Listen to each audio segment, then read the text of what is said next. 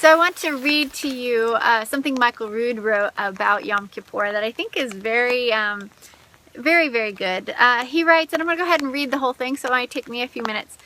Just hang with me, hang tight. Moses slew a bull and took a branch from a hyssop tree and soaked it in the blood before shaking the blood on the scroll of the commandments and upon the people of Israel. Remember, that was the first contract, the first Melchizedek contract that he did that with.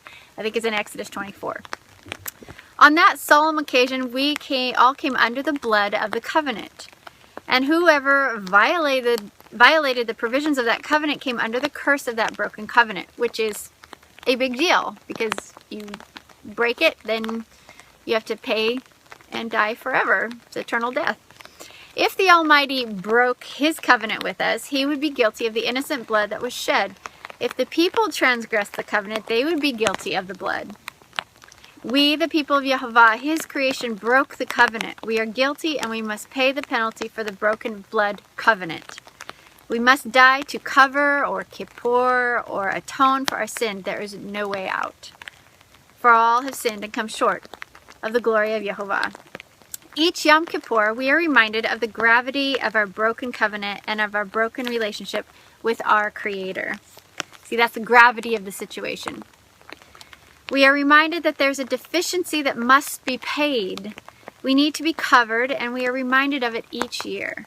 But the blood of bulls and goats is not sufficient to cover our sins. It is only a reminder that there is a price to be paid, and that there's a divine provision to pay the price that was foreshadowed in the Yom Kippur sacrifices every single year.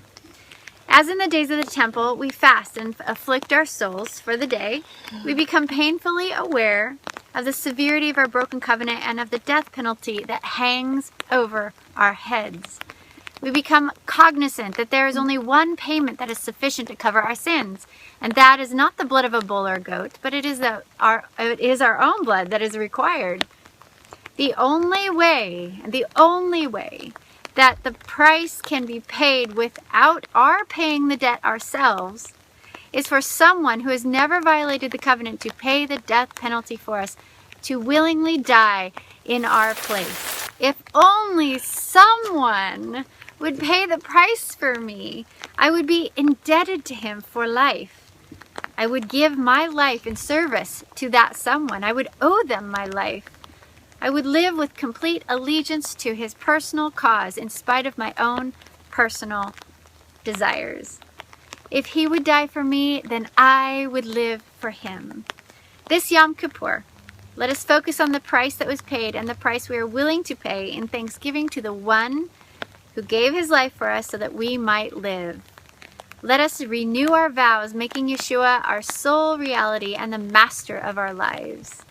Yom Kippur is the day we rehearse the confirmation of the covenant by confirming the covenant in our hearts and swearing our allegiance to the one who, in the words of the angel Gabriel, said, anointed the most holy, made reconciliation for inquiry, and will soon bring in everlasting righteousness.